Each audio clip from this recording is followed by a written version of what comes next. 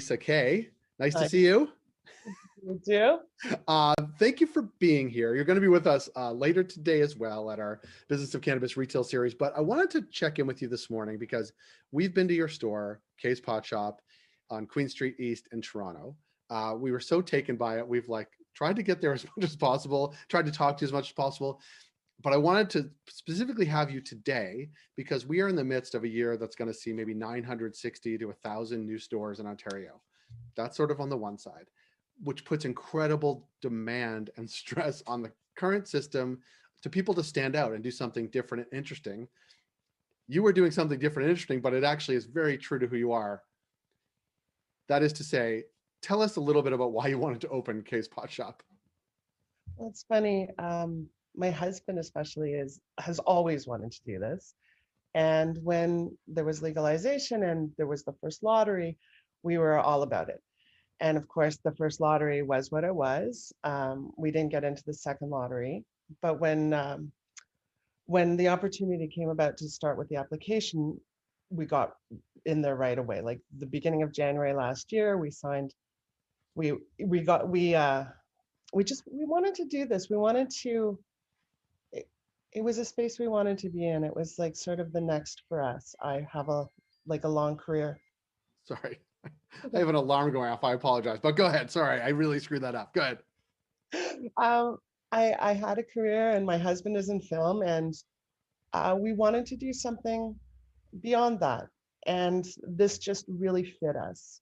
And so when we started figuring out what our store was going to be and how it was going to look, we did a trip across southwestern Ontario, and we went to a lot of the shops that were open between here and Niagara. And we didn't see anything that was quite us.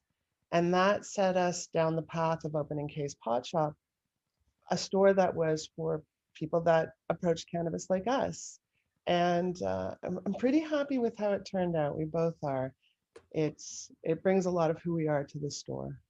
Yeah, I mean, it really is. I would say two things, and we've been there. We love it. It is a reflection, certainly, of you, no doubt. You feel that come through when you're there. It is a reflection of the neighborhood too, and we head out to the East End when things are open to pop in and out of shops that are unique, that feel like the neighborhood, and yours really feels like the neighborhood, which is also a reflection of you because you live in the neighborhood. Talk a little bit about that, because I would love to get your thoughts about when people come in or have come in for the first time. Do they feel like, oh, this is our neighborhood joint? Kind of. We lived about a block away for 10 years, and we've moved, maybe a mile further away from the store than we were. But that was where we raised our kids. It's our community. We know a lot of the neighborhood, and we share the values of that neighborhood because that's what draws us to live there. Right. So opening a shop seemed right in our neighborhood seemed very natural for us. And knowing a lot of the neighbors and knowing the community, it was really nice. So when people come in, it feels like friends coming in often. And the people that we didn't know that started coming in became friends. We've turned into this place where a lot of people stop by, whether they're buying cannabis or not. They stop in to say hello. We have all kinds of memorabilia and tchotchkes around the store. And people are always adding to the tchotchke wall. They bring in we always play VHS tapes. People bring in their favorite tapes. So it's really become a community hub. It's really nice that way. It really is. I'm not just saying that because I like it. Like when I was in, and we were talking to you obviously about the store, but we talked about Star Wars. We talked about the neighborhood. We talked about the dogs that stop by to get treats. Like all those things, it just feels different and apart from the normal shopping experience. Period. Like that is good retail practice, and it seems to come naturally. And if it seems forced, sometimes it doesn't work. But this actually feels like you're in your living room. Well, that was actually the concept for the store. We have the tchotchke walls instead of strain cards on the wall from all the different LPs. We've branded them, and it feels like our portrait wall. We have a big china cabinet in there, and it's like mom's china cabinet full of bongs.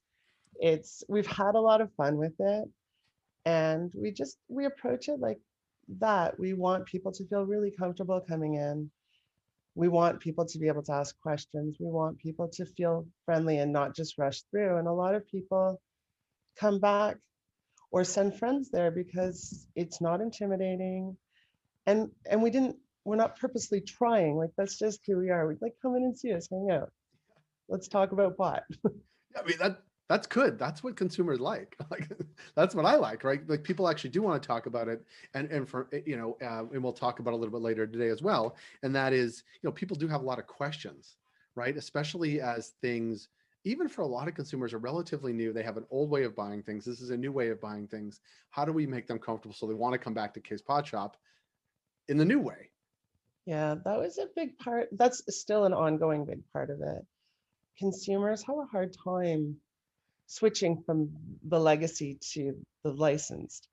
And licensed does it differently. And there's a lot of different rules. And, I explain 50 times a day why I can't sell edibles that are more than 10 milligrams. But at the same time, people appreciate knowing what's in those edibles and having the Health Canada stamp. They realize that, this is going to be safe. This is made in proper way. These are the ingredients.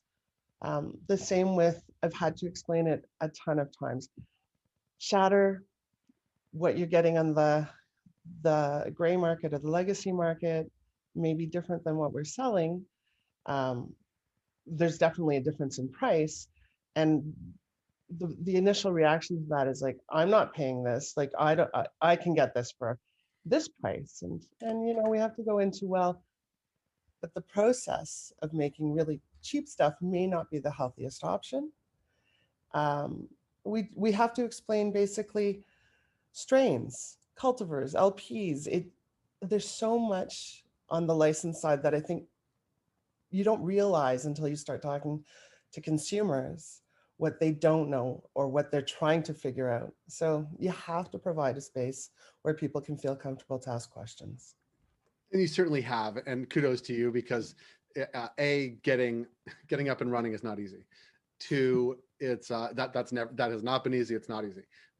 Second, in the midst of that, you've been dealing with the pandemic for a year, so on again, off again, which is always challenging.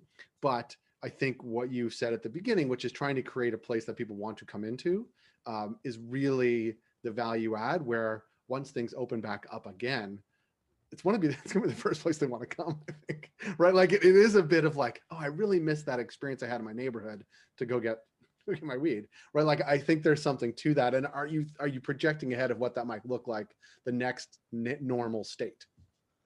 I don't know what the next normal state is going to be. I know that a lot of people that have come by have said, I miss coming in. And I love hearing that. It's so nice to hear that. I'm sorry that they miss it. And we try and provide a little bit of the experience at the door.